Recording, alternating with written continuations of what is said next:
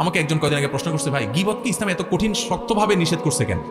একটা মানুষের গীবত করছে, কারণ মারা নাই তো, এমন কোনো ক্ষতি করে নাই, তাহলে ইসলাম এত কঠিন ভাবে যে মৃত মানুষের গোশত খাওয়ার চাইতে যখন অপরাধ বলেছে বা গোশত খাওয়ার মতো বলেছে, এটা কিভাবে হয়? তো আমি বললাম, দেখেন, একটা সমাজ স্থিতিশীল থাকুক, সুন্দর থাকুক, সুখী থাকুক, ইসলাম সেটা চায়। যখন মানুষের সামনে প্রশংসা করবেন তখন লোকটা অহংকারী হবে। অহংকারী লোক দ্বারা কি মানুষ শান্তিতে থাকে না অশান্তিতে থাকে? এই জন্য ইসলাম বলে সামনে প্রশংসা করে কাউকে অহংকারী বানায়ও না, লোকটার ক্ষতি করিও না। লোকটাকে অহংকারী বানালে সে অহংকারের কারণে আরেকজনকে ছোট মনে করবে, সমাজে অশান্তি হবে। লোকটার প্রশংসা যদি তার পেছনে করো তাহলে লাভ হবে কি? এলাকার সব মানুষ, উনি এখানে নাই, আমরা সবাই বলতেছি, জানেন উনি কত ভালো মানুষ।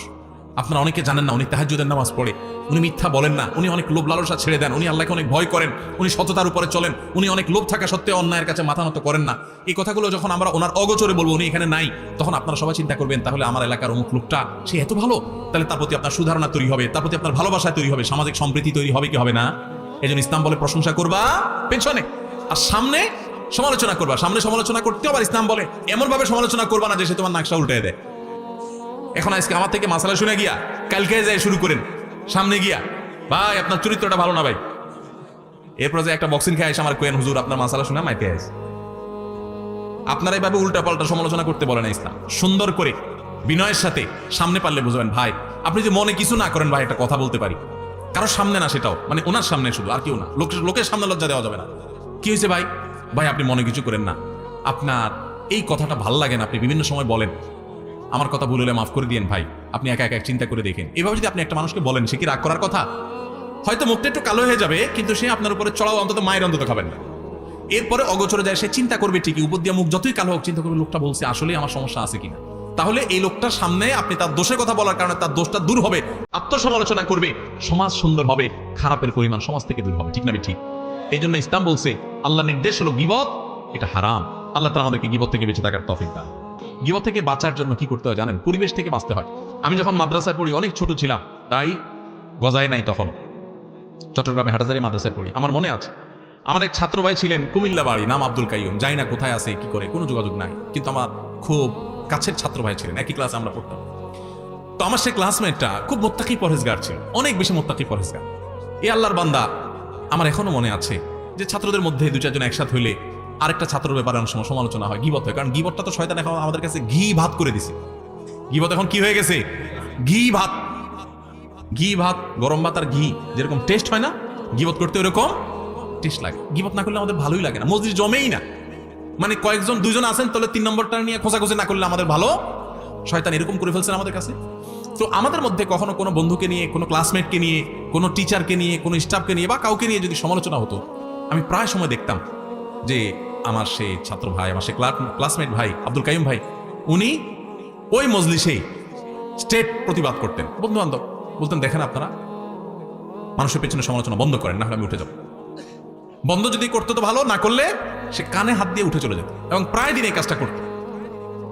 তখন আমার মধ্যে এক ধরনের প্রেরণা জাগ্রত হতো যে মাশাআল্লাহ, হারাম থেকে বাঁচার জন্য কত চেষ্টা। তো যে ভাই প্রশ্ন করেছেন, এবং যারা অনেকে, গীবত করা যেরকম গুনাহ, গীবত শোনাটাও গুনাহ। এই জন্য যে মজলিসে থাকবেন, গীবত শুনলে সেখান থেকে সরে যাবেন, পারলে সেখানে গীবত বন্ধ করবেন, আর না হলে নিজে সরে যাবেন, শুনবেন না। ভাইরে, আমলনামা বরবাদ হয়ে যাচ্ছে। কিয়ামতের ময়দানে যখন দেখবেন হাজার হাজার গীবতের মামলার আসামি, একটা গীবতের বিচার হওয়া ছাড়া পাও নাড়াতে পারবেন না ভাই, সেদিন আফসোস করবেন। আল্লাহর কসম, একটা গীবতের গুনাহ আমলনামা থেকে মুছতে পারবেন না। কিন্তু দুনিয়াতে এখনো সুযোগ আছে। আসুন আমরা প্রতিজ্ঞা করি, আমরা সমাজটাকে সুন্দর করি, আমরা কোনো মানুষের পেছনে সমালোচনা করব না, সমালোচনা শুনবো না। আল্লাহ আমাদের সবাইকে তৌফিক দান করুন। এখন প্রশ্ন হলো, এই গীবত থেকে, এটা থেকে বেঁচে থাকার জন্য আমি কি করব, বা আগে গীবত করে ফেলেছি সেগুলো কি করব?